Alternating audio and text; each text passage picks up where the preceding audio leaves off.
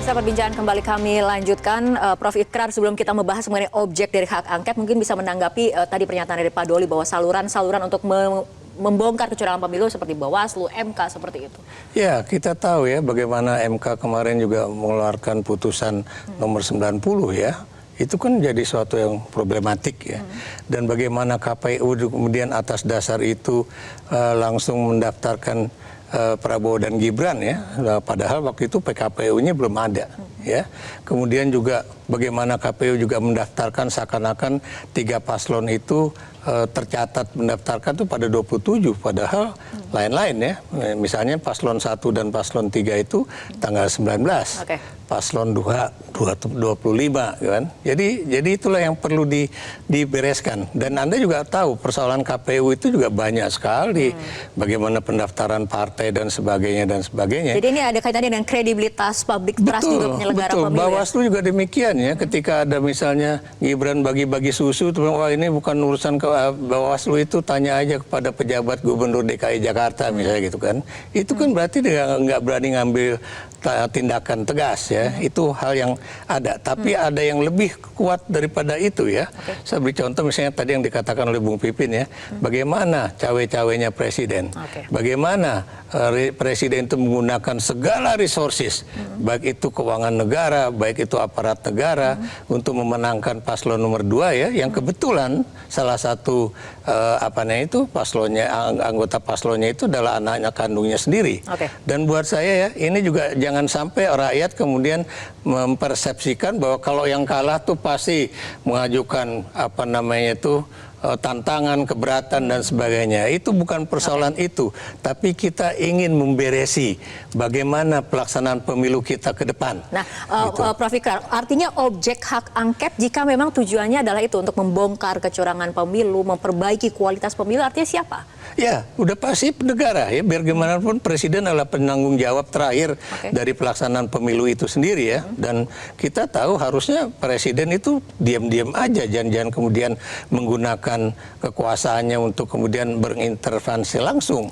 Beliau bisa saja mengatakan bahwa dia tidak mengintervensi, dia bisa saja mengatakan bahwa dia tidak berkampanye, tapi dengan misalnya kita lihat kunjungan-kunjungan kerja, bagi-bagi bansos ya, kemudian bagaimana bansos itu digelontorkan pada hari-hari terakhir ya, termasuk juga serangan fajarnya, itu kan menunjukkan betapa masifnya yang namanya gerakan-gerakan untuk memenangkan paslon nomor 2 ini. Oke, baik. Pak Doli, saya minta pandangan Anda.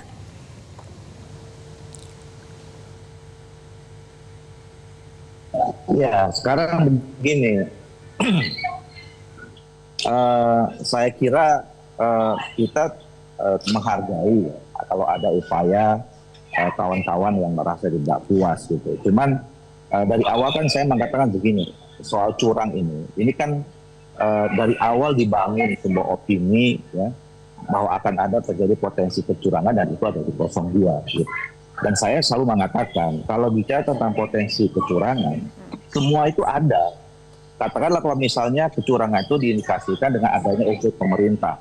Siapa yang bisa membantah tidak ada unsur pemerintah di 01? Siapa yang bisa membantah tidak ada unsur pemerintah di 03 gitu. Nah kalau bicara tentang kecurangan, nah kenapa selama ini nggak ada tuh untuk soal kalau tiba-tiba kita lihat di Malaysia, itu ada yang nyoblos 03, partainya dari partai pengusung 01. Nah, walaupun itu buat kami catat gitu. Nah, jadi artinya kalau bicara tentang kecurangan ya, semua orang yang terlibat kontestasi itu bicara tentang potensi kecurangan. Kalau tadi Mas Ikrar mengatakan serangan fajar, siapa yang bisa jamin tidak ada serangan fajar juga dari 01 dari 03? Saya bisa juga punya bukti soal itu gitu. Ya. Nah, jadi kalau bicara soal kecurangan, kita harus fair juga. Nah, itu yang pertama. Yang kedua, ya kita ini memang mungkin harus belajar ya kalau ikut dalam sebuah kontestasi itu harus siap menang, siap kalah juga gitu. Jangan siap menang aja. Ya kan? Sehingga lah boleh kalau misalnya ada protes ya, tetapi memang harus ada deadline-nya sampai kapan. Baik, Pak Doli. Ya kan? Oke, baik Pak Pipin, sebelum kita sedang jeda kumandang aja, mungkin ada tanggapannya. Baik, sebetulnya semua paslon ya, kami juga siap menang dan siap kalah. Selama cara mendapatkan suaranya itu tidak dengan kecurangan dan pelanggaran. Jadi sebetulnya tadi yang kita persoalkan adalah ketika ada dugaan yang kecurangan dan pelanggaran yang dilakukan secara terstruktur, sistematis dan masif, kemudian kita membiarkan di situ, maka disinilah yang akan merusak hasil dari pemilu itu. Jadi bagi kami saat ini adalah kita saat ini belum tahu hasilnya seperti apa, pemilu dan pilpres, dan untuk itu karena KPU juga belum memutuskan, masih nanti bulan Maret, tetapi nanti yang akan kita lihat adalah bagaimana proses mendapatkan suaranya itu, fair atau tidak. Oke, artinya bayangan Bersaing Anda siapa yang secara akan sehat dipanggil atau tidak? apabila kemudian hak angket ini bergulir di DPR? Ya, Bayangan Anda? Ya saya kira nanti banyak yang akan dipanggil misalnya dari menteri-menteri. Jadi nanti di hak angket itu nanti ada dua hal ya. Ada satu materi hak angket, yang kedua adalah alasan ditujukannya hak angket itu. Jadi dua hal itu. Jadi selain nanti administrasi ada 25 orang anggota dewan, tapi ada dua itu. Nah materinya itu tentu harus didudukan secara bersama-sama. Siapa yang akan dipanggil, banyak pihak.